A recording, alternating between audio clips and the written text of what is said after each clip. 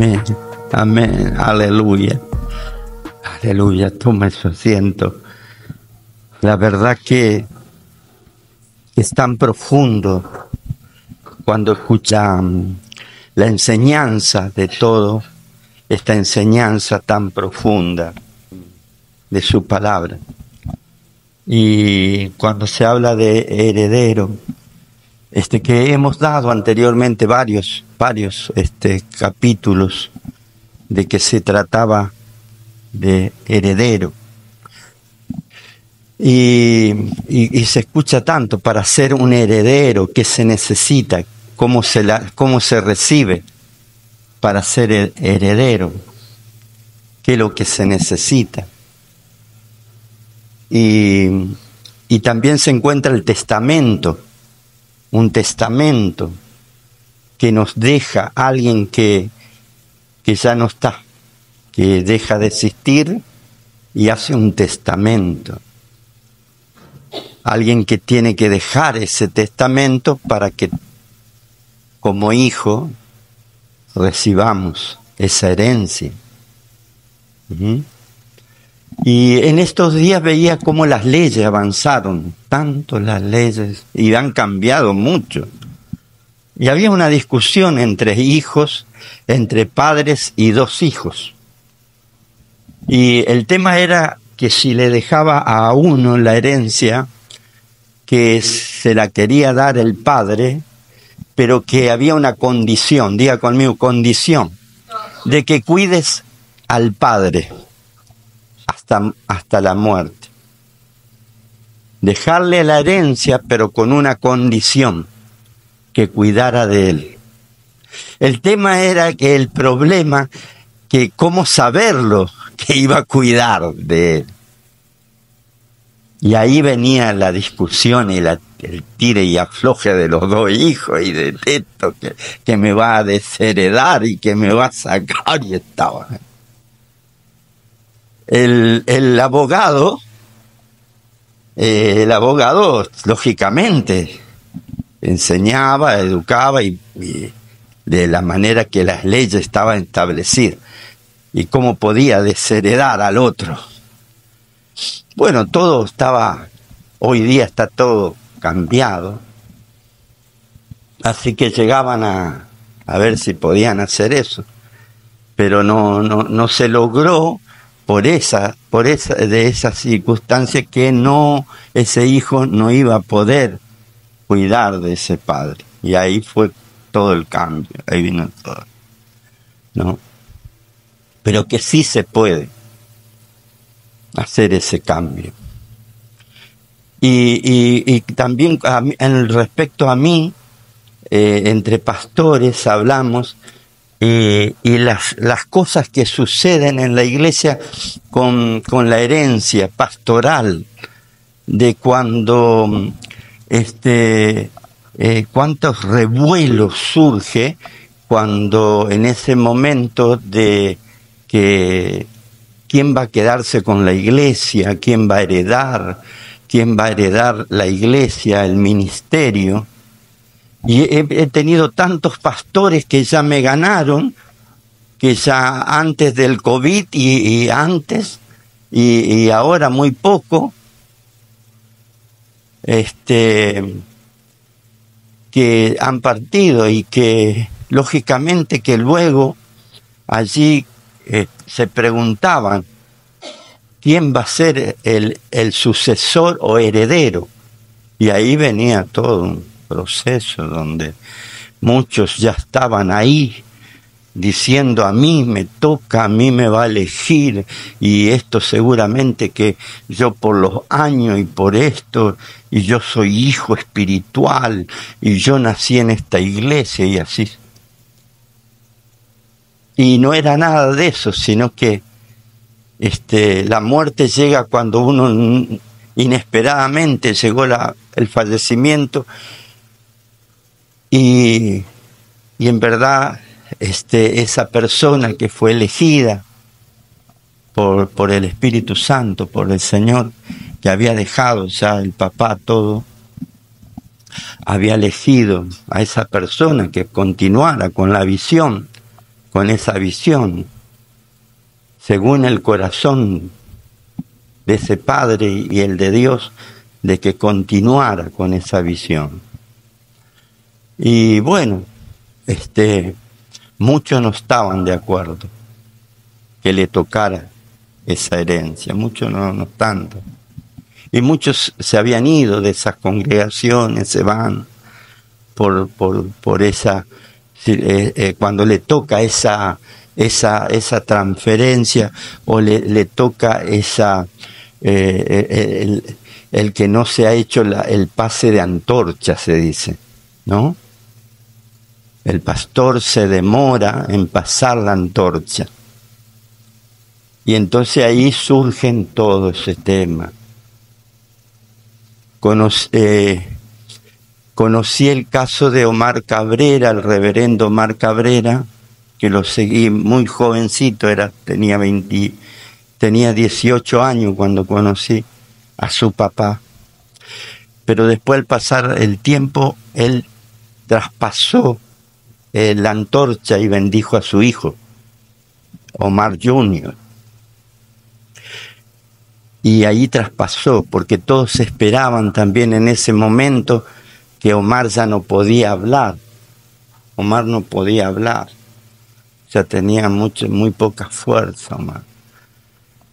Pero todos los discípulos de hijos espirituales esperaban que cayera la unción sobre alguno de ellos. Sin embargo, cayó sobre el hijo, ya Omar Jr., que llevaría la antorcha.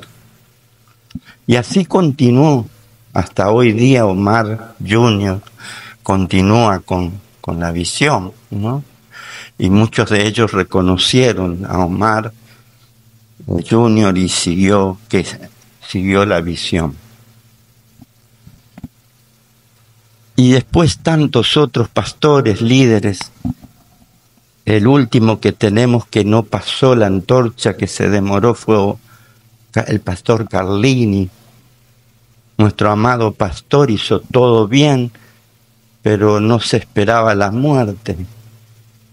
Y nadie espera la muerte, pero se olvida de pasar la antorcha, o nos demoramos de pasar la antorcha.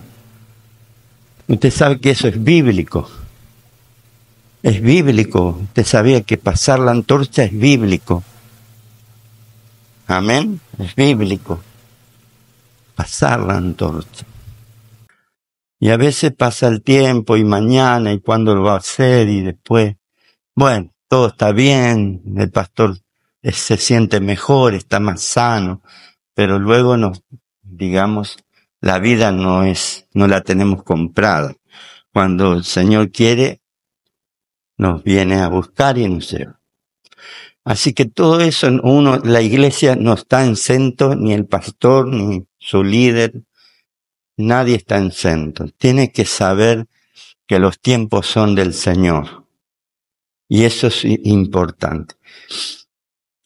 Así que, bueno, con eso quería decirle que es importante que no solamente la herencia, como dice, de Cristo, pero también una herencia de transferir la antorcha y saber el tiempo de Dios y el proceso que eso lleva para seguir la continuidad de alguien que comenzó, pueda seguir dando testimonio, seguir alcanzando a las naciones, alcanzando y hablando de Él, de Jesucristo. Amén. Esa visión.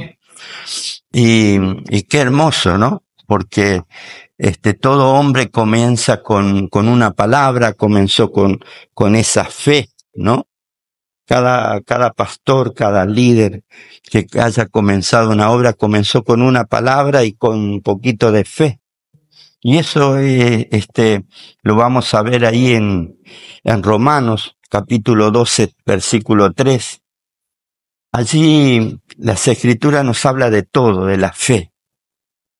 ¿Quién tiene más fe? ¿Quién tiene menos fe? Pero Romanos 12:3 dice: digo pues, por la gracia que me es dada, a cada cual, dice, que está entre vosotros, que no tenga más alto concepto de sí que el que debe tener, sino que piense de sí con cordura, conforme a la medida de fe que Dios repartió a cada uno.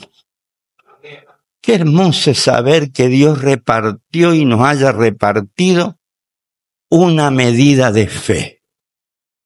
Una medida de fe. Y vio que a veces nos agarramos con ese versículo de que si yo tuviera una fe como un grano de mostaza y dale, y dale, y dale, y dale, y dale. Si tuviera fe como un grano de mostaza. Pero dice Dios que a cada uno hemos recibido, cada persona recibe una medida de fe que Dios repartió a cada uno de esos hombres de Dios.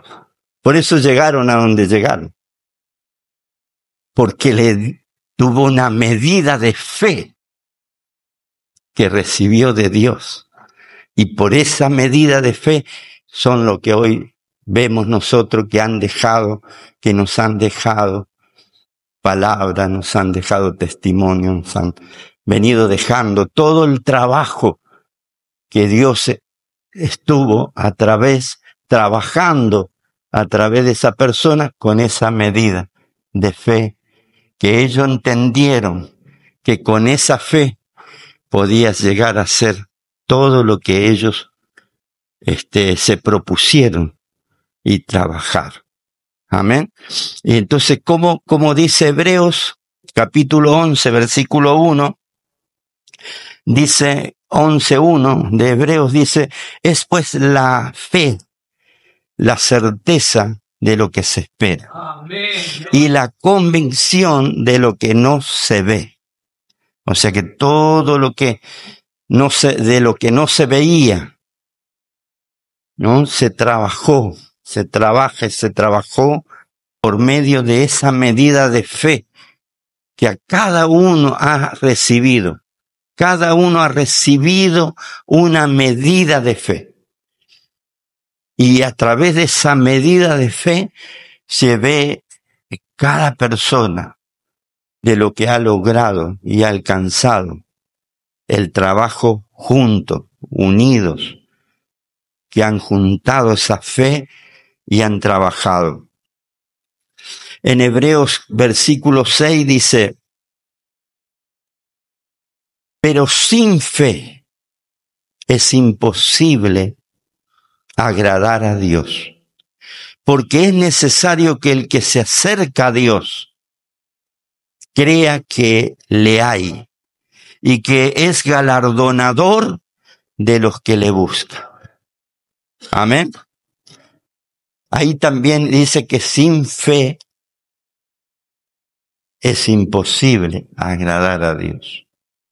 O sea, si nosotros miramos este pasaje para aprender un poquito y los dejo allí adorando, tenemos que recuperar nuestra fe. Porque sin fe, dice, o sea que tenemos que recuperar nuestra fe. Amén. Porque sin fe. O sea, hay personas que comenzaron bien, pero luego terminaron mal.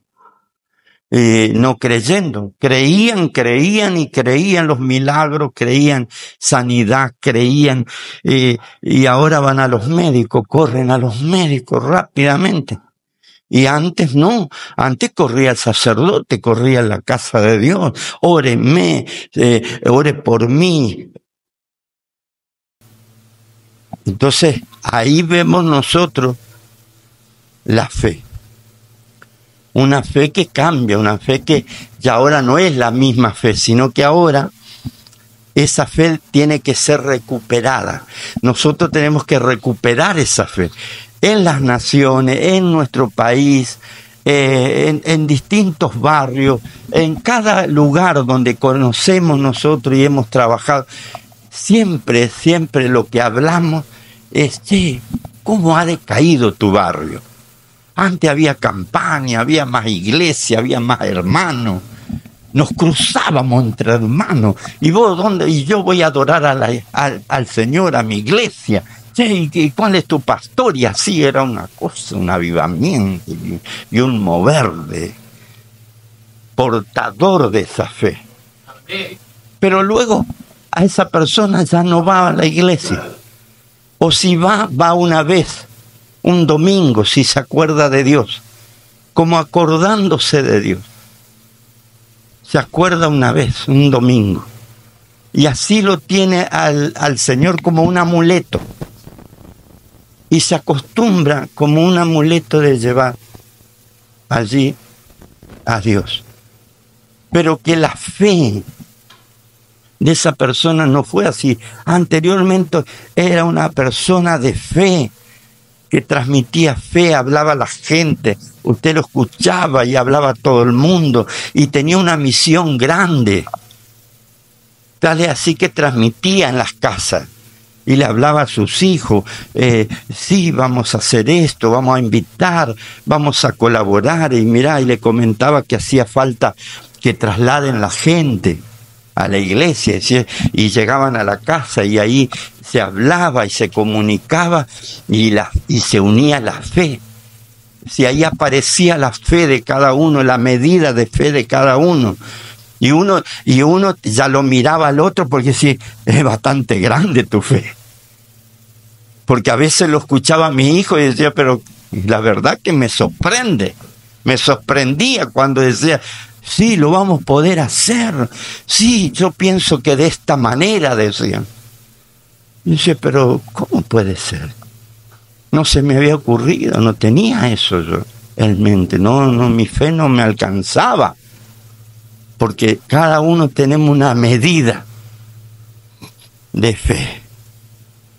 Entonces esa fe que tenemos, que nos ha dado el Señor y recibimos, esa medida de fe debe ser recuperada y debe crecer. Nosotros debemos hacer crecer eso. ¿Por qué? Porque lo contrario a la fe es la duda, la incredulidad. Y a medida que nosotros le fuimos dando paso y dejando que entre la duda, que entre allí la incredulidad, se fue menguando y apagando la fe. Entonces ahora la fe es algo que la tenemos ahí totalmente, ya no está, no habita. Si no hablamos de decir, vamos a hacer esto, pero si no está la plata, ¿cómo vamos a hacer? Si vamos a comprar un vehículo, pero si no tenés el dinero, ¿con qué la vas a comprar? Pero entonces nos olvidamos que dice, vení comprar sin dinero. Y ahora, ¿dónde está la fe? No, ahora actúan por la fuerza. Ahora actuamos con nuestra fuerza. Y ahora mi fuerza va a valerse. Más trabajo. 3, 4 trabajos. Y más hora de trabajo. Y más, y hora extra. Pero menos de fe. Menos de fe. Obtener el pan sin Dios. El pan sin Dios que habla la Biblia. Es tener pan sin Dios. Y entonces usted ve esos hogares, ve la vida que sí, pero que Dios no quiere eso. Dios quiere siempre que actuemos por fe. Amén. Y que hablemos por fe. No tenemos nada. No tenemos, no lo vemos ahora, pero lo que vemos por la fe, estamos viéndolo por la fe. Y cuando hablamos por fe, porque a lo mejor alguien está diciendo, pero yo está diciendo que tiene, o dijo que tiene, pero no, es por la fe. Estamos hablando por la fe. Cuando decimos, uy, va a venir muchísima gente, lo está hablando por la fe. Pero tu fe te hace hablar. Y si te está invitando a alguien, invitas a alguien, va a venir mucha gente. Ya hay mucha gente que está invitada. Está hablando por fe. Y esa fe comienza a operar y a actuar de una manera extraordinaria. Entonces, la fe que el Señor habla es poderosa en Dios, pero que también nos marca de que sin fe, o sea que sin fe, la fe, ¿dónde quedó? Sin fe, esa persona que tenían fe, que hablaban fe, y que usted entraba y decía, yo voy a hacer esto, voy a hacer lo otro, y voy a hacer acá, y voy a construir acá, y vamos a hacer congreso, y vamos a hacer esto, y todo. Pero eso, todo eso, ¿dónde está? ¿Dónde está? O sea que sin fe, hay personas que quedaron totalmente sin fe. Y el Señor habla de que es imposible que podamos agradar a Dios sin fe. Y en el versículo 38 del capítulo 9 de Hebreos 9:38, fíjese que dice ahí. Primero dice que el justo vivirá por fe. Que el justo viviría por fe. O sea que estamos hablando de tiempos peligrosos, ya entramos en el tiempo peligroso. Tiempos peligrosos. Pero que no debemos asustarnos. No va a haber tercera guerra mundial, todo eso vaya descartando. Todo eso se está allí manejando, pero no va a haber nada, eso por la palabra del Señor. Por la palabra. Pero fíjese que dice allí, anteriormente dice, el justo vivirá por fe. Y luego el 11:38, el 9:38, Hebreos 9:38. Está allí Hebreos, puede ser, Hebreos 10:38, perdón, Hebreos. Ahí. Mas el justo vivirá por fe. Amén.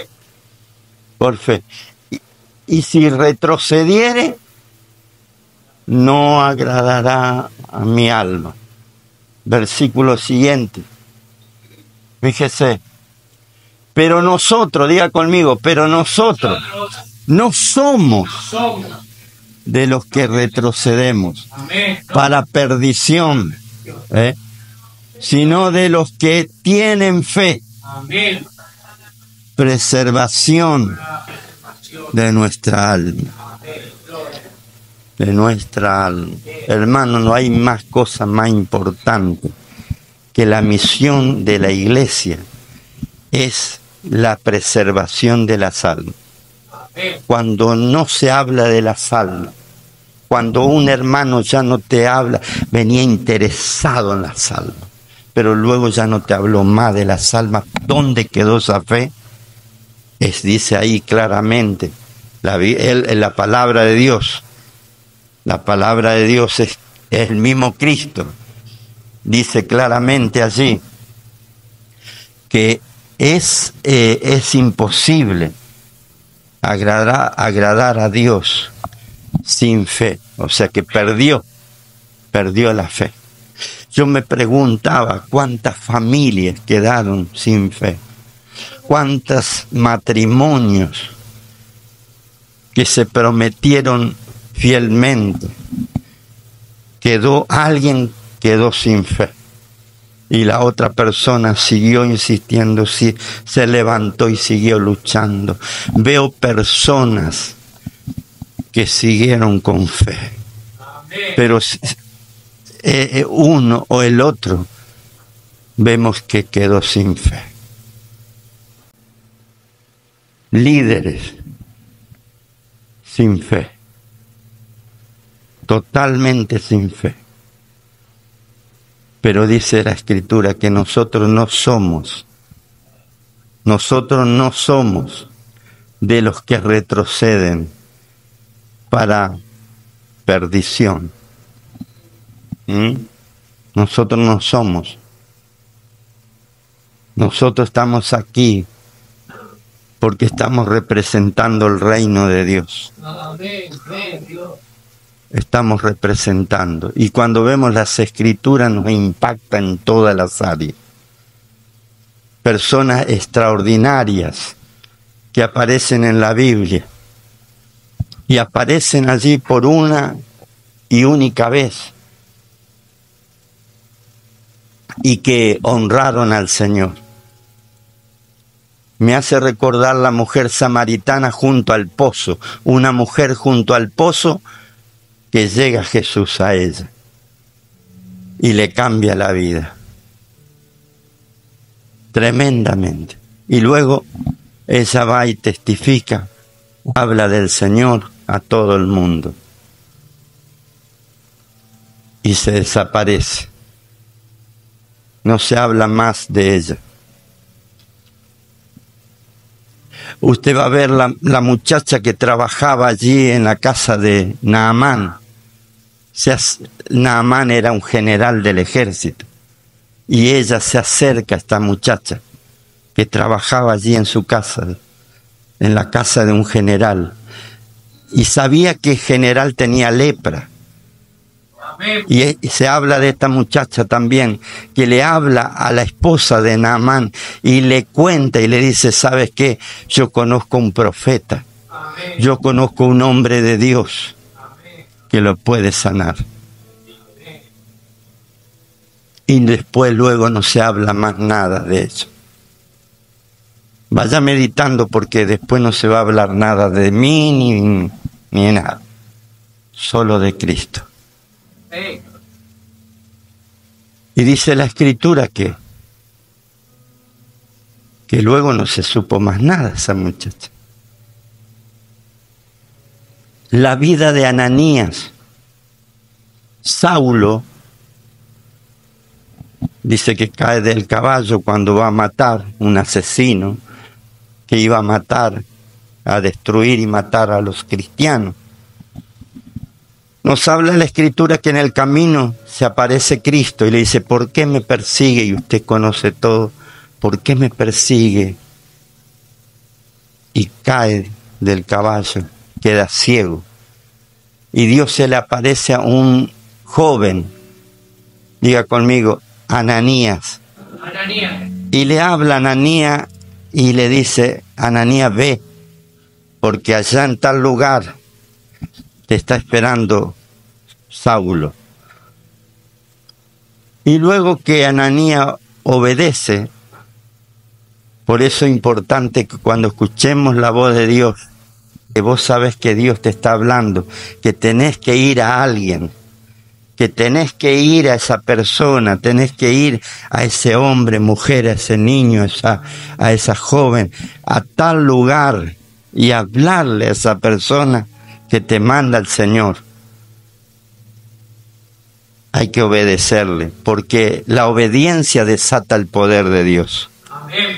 La obediencia, siempre el obedecer, desata el poder de Dios. Y dice que Ananías llega allí, hace lo que el Señor le mandó, ora por Saulo.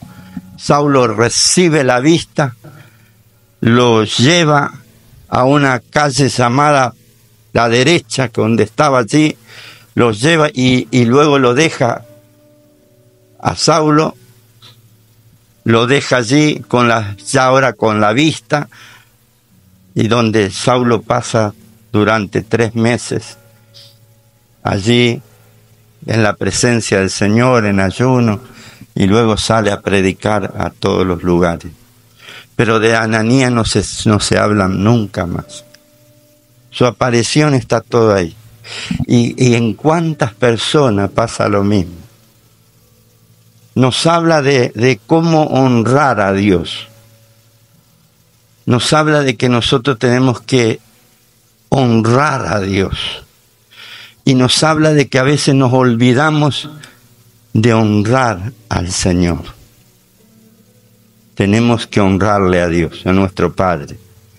Tenemos que pedirle, Señor, ¿cómo voy a honrarte? ¿Cómo te voy a honrar? ¿cómo puedo hacer para honrarte? Te voy a honrar. Entonces esa es una de las cosas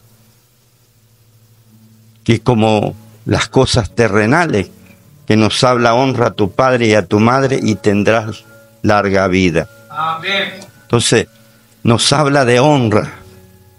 Pero todas esas cosas en nuestra sociedad se fueron perdiendo. Ya no se habla de honra, no se habla de fidelidad, no se habla de humildad, no sé, se van perdiendo, se fueron perdiendo en nuestra sociedad cada vez más y más. Entonces debemos volvernos a nuestra fe, a la fe de nuestras raíces. Y una de las cosas que con esto termino es que lo mejor que podemos heredar como hijos es que tu padre te haya transmitido la fe y te haya hablado de Cristo. Gloria a Dios. Amén. Porque esa es la mejor herencia que hayamos recibido, porque si recibimos esa herencia lo tenemos todo. Que una abuela, como la abuela Loaida, que le habló a Timoteo, y que Pablo le dice: seguramente que tu abuela te habló, porque yo conozco la fe de ella. Que alguien te hable así, y te hable de mí, o te hable de vos a alguien, tremendo. Dice: yo conozco la fe de Eloy, yo conozco la fe de tu abuelo, yo conozco la fe de tu papá, yo conozco la fe de tu mamá. La mejor herencia que podemos dejar a nuestros familiares es la fe, nuestra fe, la fe en Jesucristo.